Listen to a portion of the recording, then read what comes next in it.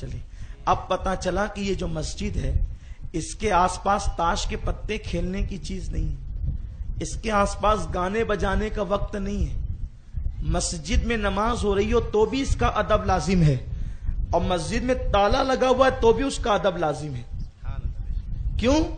ایسا ہے کہ جب نماز ہوتی ہے تو یہ مسجد رہتی ہے، اور جب نماز نہیں ہوتی تو پھر یہ کچھ اور بن جاتی ہے، غیر مسجد ہو جاتی ہے. نہیں، بلکہ آپ کو پتا ہونا چاہیے جس وقت انسان نماز پڑھتے ہیں اس وقت تو آپ ادب کرتے ہیں، لیکن جب انسان نماز نہیں پڑھتے مسجدیں خالی ہوتی ہے تو اس وقت اللہ کے فرشتے عبادت کرتے ہیں، اس وقت اللہ کے فرشتے مصروف عبادت رہتے ہیں. بہت سارے لوگ اسی ڈر کے مارے مسجد کے بازو میں رہنا پسند نہیں کرتے، ڈرتے ہیں کہ بھئی مسجد کے بازو میں رہیں گے تو زور سے ٹیپ نہیں بجا سکیں گے، شادی ہوں گی تو ڈی جے بجا کر ناچ نہیں سکیں گے، گانے نہیں گا سکیں گے، اور یہ نہیں کر سکیں گے اور وہ نہیں کر سکیں گے.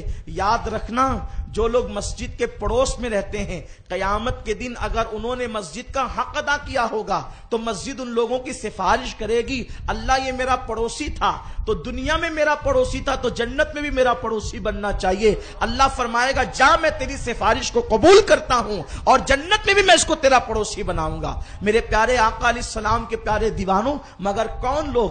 جو لوگ مسجد کا احترام کرتے ہیں، مسجد کا ادب کرتے ہیں. ورنہ عام طور پہ آپ کے محلے میں ایسا نہیں ہوتا ہوگا، لیکن میں دوسرے محلے کی بات بتا رہا ہوں.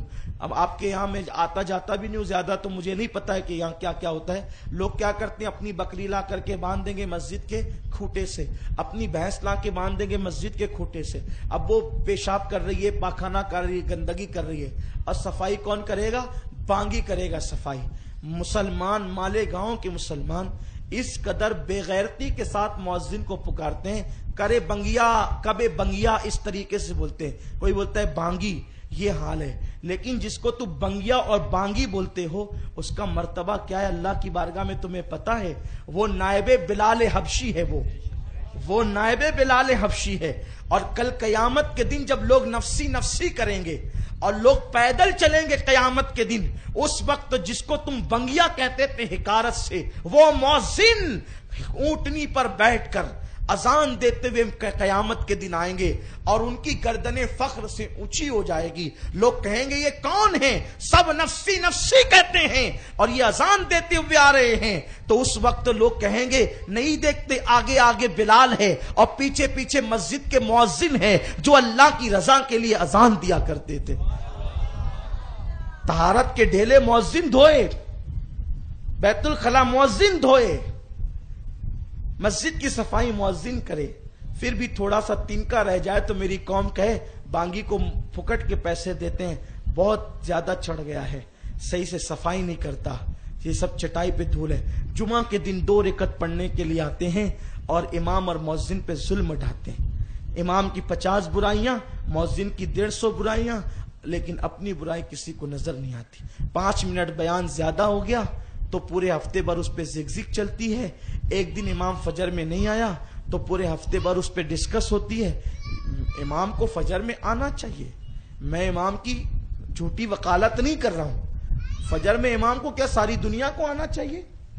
ساری دنیا. لیکن کچھ بشری تقاضے کے تحت اگر کبھی نہیں آ سکا تو یہ تو نہیں کہ پورا محلہ جب اس میں لگ جائے تو 5 منٹ تقریر زیادہ ہو جائے تو لوگ اس پہ گفتگو کرنے لگے. سوچو یہ مسجد، مؤذن اور امام کون لوگ؟ اللہ کے حبیب صلی اللہ علیہ وسلم فرماتے ہیں قیامت کے دن اللہ مسجد کو سواری بنائے گا اور امام کے ہاتھ میں اس کی لگام ہوگی اور مؤذن اس کو ہانکے گا، اور جتنے مسجد کا حق ادا کرنے والے مصلی ہے سب کو اس کے اندر بٹھایا جائے گا اور وہ اس شان کے ساتھ قیامت کے دن آئیں گے. یہ دوسری حدیث پاک ہے. میرے پیارے آقا صلی اللہ علیہ وسلم کے پیارے دیوانوں، لیکن آج مسلمان مسجد کی اہمیت نہیں جانتا، بلکہ لوگ اپنے گھروں کا کچرا لا کر کے مسجد کے آنگن میں ڈالتے ہیں. اذان سے پہلے مسجد کے زینے پہ بیٹھیں گے اور جب اذان کا وقت آئے گا تو بولیں گے چلو اب اذان ہوگی، لوگ نماز کے لیے آئیں گے. کچھ اتنے بے غیرت ہیں کہ استنجا لگتی ہے تو اذان کے وقت بعد بھی جو ہے نماز نماز سے پہلے استنجا کرنے کے لیے مسجد کے طہارت خانے کو استعمال کریں گے اور پیشاب کرنے کے بعد بے غیرتی کے ساتھ بالکل دھڑلے سے سینہ تان کر کے نکل جائیں گے. جو مسجد میں جا رہے ہو مسجد میں جائیں گے اور یہ باہر نکلیں گے. مسجد کا طہارت خانہ صرف نمازیوں کے لیے ہے، بے نمازی اس کو استعمال نہیں کر سکتا. مسجد کی حرمت یہ ہے کہ جو جھاڑو مسجد کے لیے وقف کر دی گئی. دیکھو مسجد کی حرمت کیا ہے.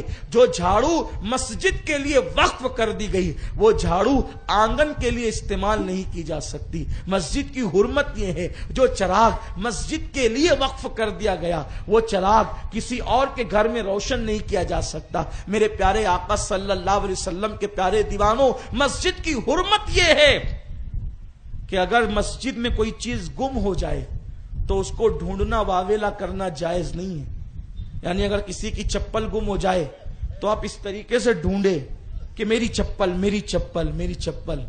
اللہ کے رسول نے ایسے لوگوں پہ لعنت فرمائی اور حضور نے دعا کی جو مسجد میں گم شدہ چیز کو تلاش کرے اللہ اس کی چیز اس کو کبھی نہ ملائے.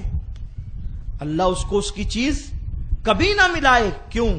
اگر آپ کسی کے گھر گئے، گھر جانے کے بعد آپ کا موبائل گم ہو گیا تو اگر آپ گھر کے اندر موبائل ڈھونڈیں گے تو شرمندگی کس کو ہوگی؟ کس کو ہوگی؟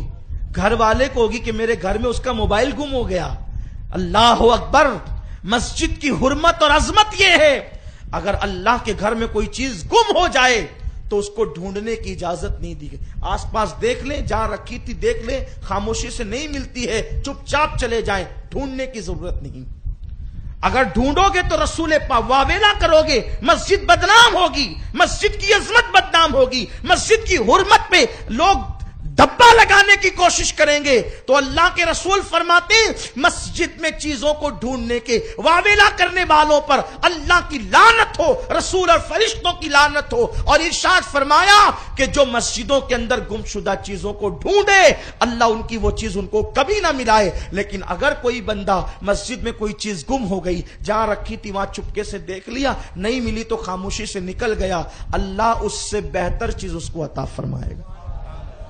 یہ مسجد کی حرمت ہے، مسجد کا حق ہے. یہ میرے پیارے آقا صلی اللہ علیہ وسلم کے پیارے دیوانوں، مسجد کو ہم نے سمجھا کیا؟ اگر کسی کے گھر میں برکت نہیں ہوتی ہو اور بے برکتی ہو، گھر کے اندر برکتوں کا نزول بند ہو گیا ہو، اس کو چاہیے جب مسجد جھاڑی جاتی ہے، صاف کی جاتی ہے، تو اس کا جو کچرا ہے مسجد کے کچرے کو باہر اس طرح روڈ پہ پھینکنے کی اجازت نہیں دی گئی ہے، بلکہ اس کے لیے حکم یہ ہے یا تو اس کو ایسی جگہ ڈالیں جہاں کسی کا پیر نہ پڑے.